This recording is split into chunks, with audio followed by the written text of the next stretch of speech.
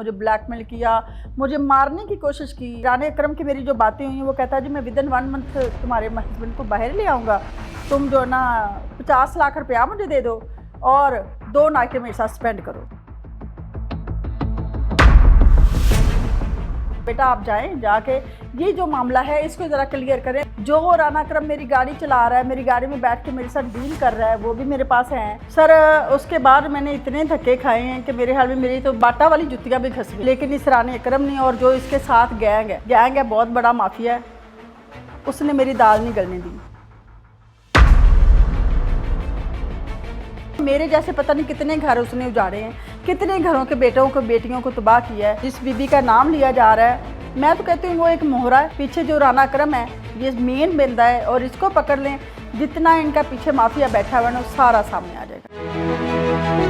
बिस्मिल्लाहिर्रहमानिर्रहीम। मैं हूँ कैसर इफ्तिखार और आप देख रहे हैं मेरा डिजिटल चैनल कैसर इफ्तिखार ऑफिशियल।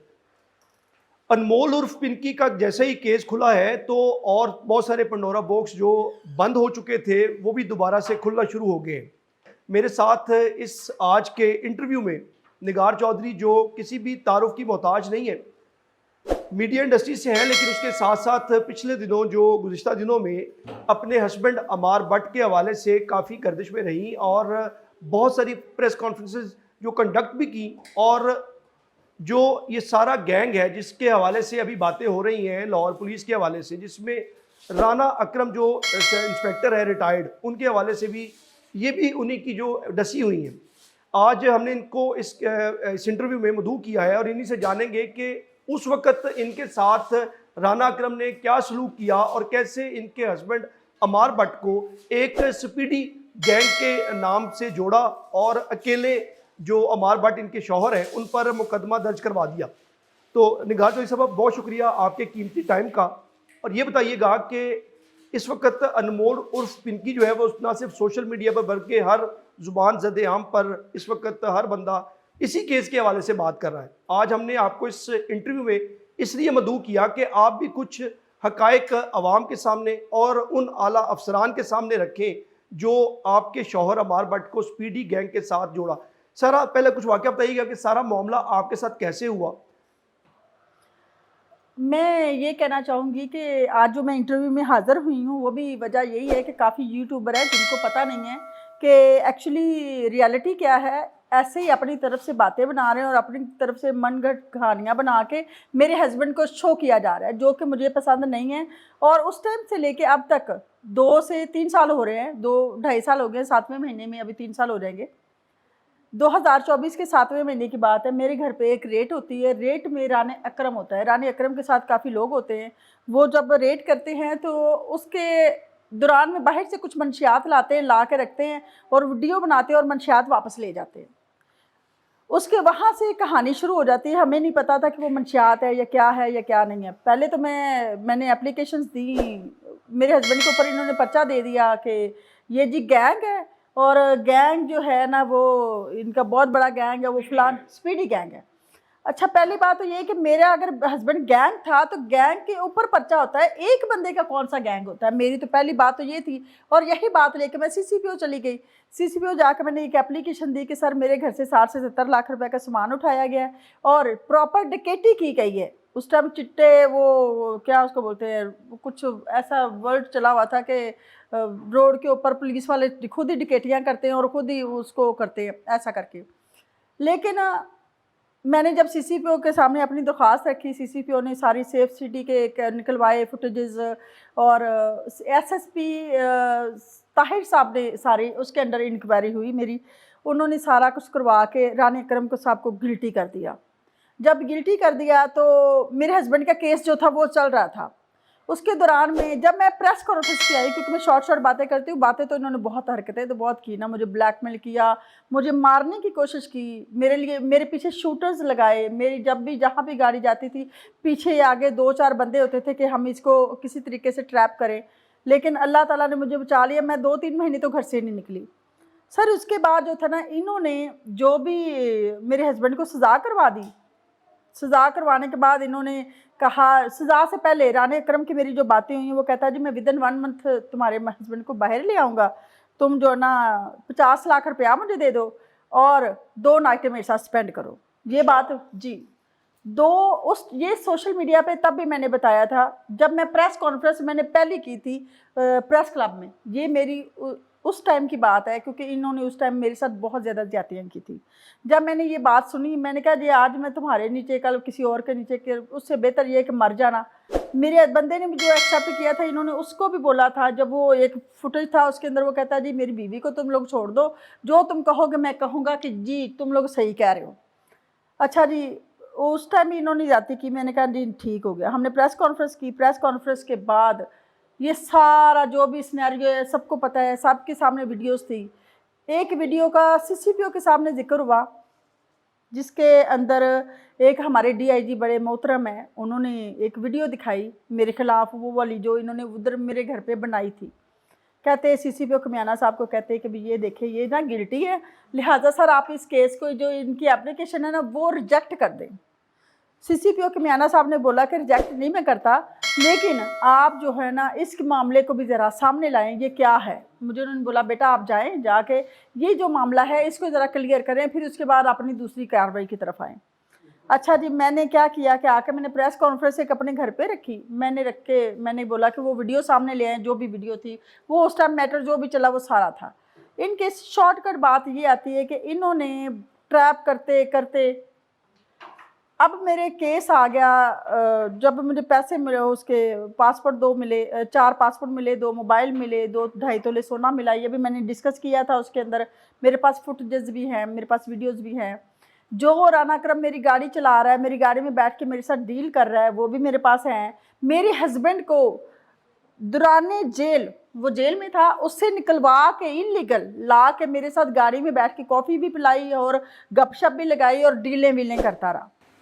डील में आपसे क्या कहते रहे उस वक्त आपके हस्बैंड के सामने? वो हमने वीडियो भी देखी थी जिसमें आप जो है वो उनसे आपके हस्बैंड को लेके आए हैं, तो उसमें डील आपके साथ किस तरह की, क्या तरीका वारदात था राना अकरम? लेके आए थे, मैंने उनको बोला था कि मुझे आपकी ना बात पे ट्रस्ट नहीं है राना साहब, आप ऐसा करें मेरे हस्बैंड की मेरी मुलाकात करवाएं प्राइवेटली, तो उसके बाद जो है ना मैं आपकी जो बात है सोचूंगी।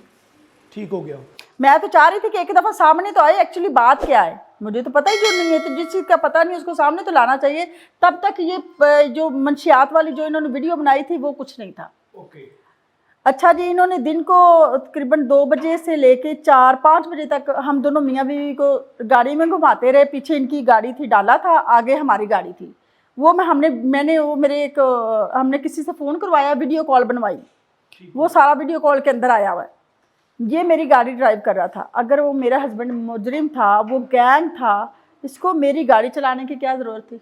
अच्छा, आप ये बताइएगा, क्योंकि अभी आपने भी बताया, हमें भी इस बारे में पता था कि जब आपके हस्बैंड को गिरफ्तार किया गया, मुकदमे का इंदराज किया गया, तो उस वक्त एक स्पीडी गैंग के हवाले से उनको उसके साथ जोड़ा गया। तो उसके बाद मुकदमा सिर्फ आपके शौहर पर हुआ, तो उस पर आपने कोई किसी आला अफसर से बात की हो और उन्होंने आपसे कुछ कहा हो उस हवाले से? सर उसके बाद मैंने इतने धक्के खाए हैं कि मेरे हाल में मेरी तो बाटा वाली जुतियाँ भी घस गई। लोग कहते हैं ना कि अदालतों के चक्कर लगाने हों, जो हॉस्पिटलों के चक्कर लगाने हो, तो बाटा का शूज़ ले लो, लाइफ टाइम जाएंगे। मेरी तो वो भी घिस गई।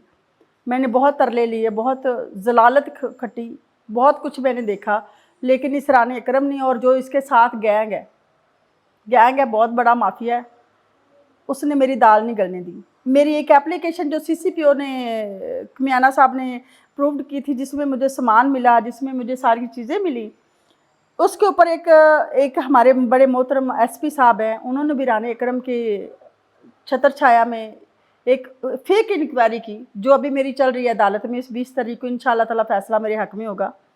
मैंने उनको बोला था, मैंने उनकी इंक्वायरी को चैलेंज कर दिया। मैं आर्डर होने लगे उनके ऊपर पर्चे के, तो उन्होंने क्या किया कि अभी कहा जी ये जो इंक्वायरी है ना, जो सीसीपीओ साहब ने की, कमियाना साहब ने की है, ये वाली गलत है, और जो ये वाली इंक्वायरी है ये बीबी ने आके ये कहा है जी मैं मुजरिम हूँ, मैं फलाना हूँ, मैं धमकाना हूँ, ऐसी ऐसी बातें लिखी हुई थी।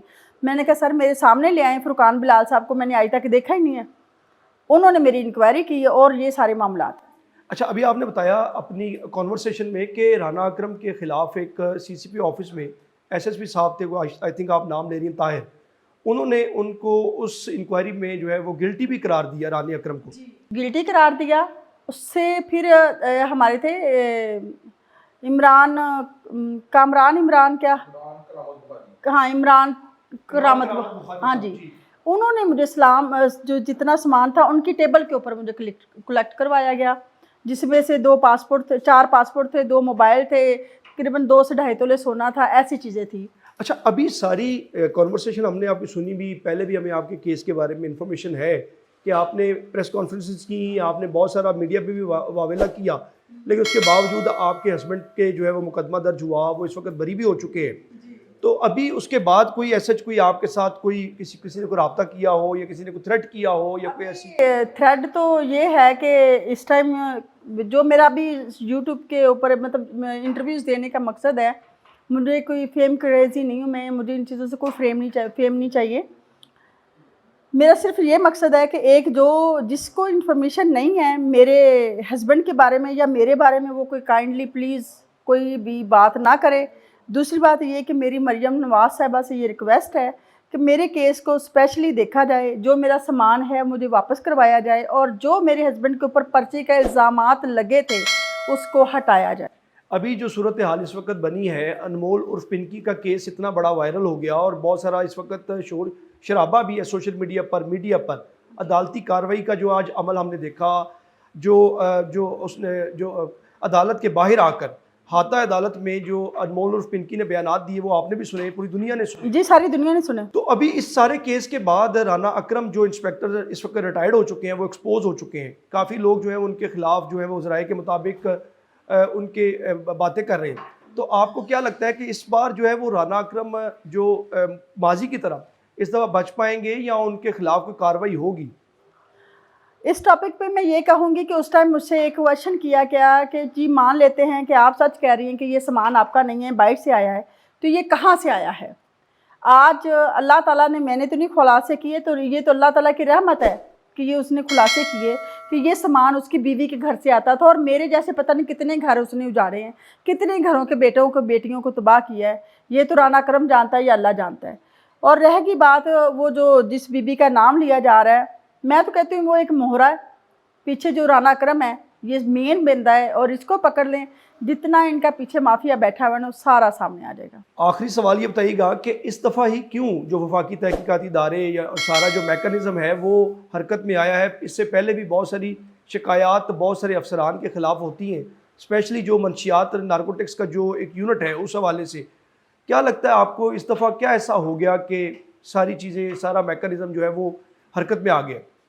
अच्छा, ये जो इस टाइम खुद ये मैं नहीं, ये सभी के लिए क्वेश्चन आंसर हुआ है कि 15 साल से वो बीबी पकड़ी नहीं गई, 8-10 साल से उस बंदे का भी ताल्लुक है, राना अकरम का भी उसके साथ ताल्लुक है, वो भी नहीं पकड़ा गया।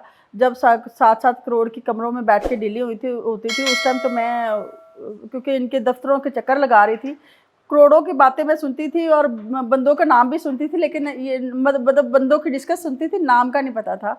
ये तो अब पता चल रहा है कि खुलासे कौन कौन से हो रहे हैं, लेकिन मैं उनका नाम नहीं ले सकती। मैं तो अपनी रोना रोने आई हूँ, मुझे किसी से कोई मतलब नहीं है। को वज़ीर-ए-आला पंजाब मोहतरमा मरीम नवाज़ की जानिब से एक स्पेशल टास्क सौंपा गया है कि अनमोल उर्फ पिंकी के केस के हवाले से जो असल हक़ाइक़ हैं तहकीकात की जाएँ और वो सामने लाए जाएँ।